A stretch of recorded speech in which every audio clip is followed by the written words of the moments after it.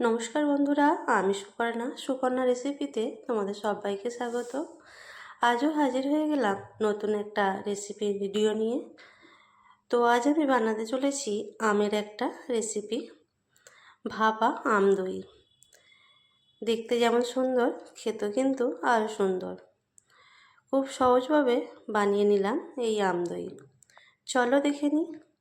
এখানে আমি নিয়েছি 500 গ্রাম টক দই।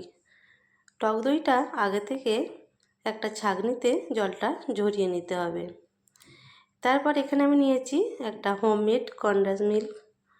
তারপরে নিয়েছি একটা আমের পাল্প আর একটা সাজানোর জন্য আম। এরপর ঝরানো টক দইটা একটা জায়গার মধ্যে নিয়ে নেব। এরপর এর মধ্যে দিয়ে দেবো আমের পাল্প। ভালো করে আমটাকে পেস্ট করে নিয়েছি। এরপর এর মধ্যে দিয়ে দেবো হোমমেড বানানো কনডেন্স মিল্ক।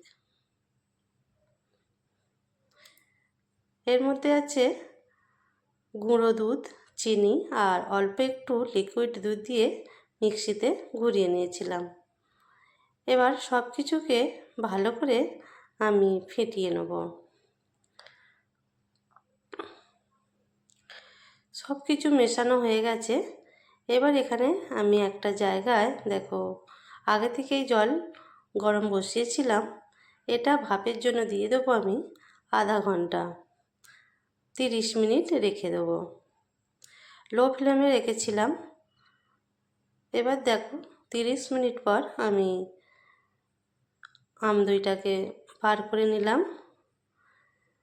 শক্ত হয়ে গেছে। এবার আমি একটা জায়গার মধ্যে এটাকে ঢেলে নেব। দেখতেই পাচ্ছ কতটা সুন্দর হয়েছে, পুরো চাপ বেঁধে বসে গেছে। এরপর কিছুটা কাটা আম দিয়ে আমি এবার সুন্দরভাবে সাজিয়ে নেব। খেতে কিন্তু ভীষণই সুন্দর হয়।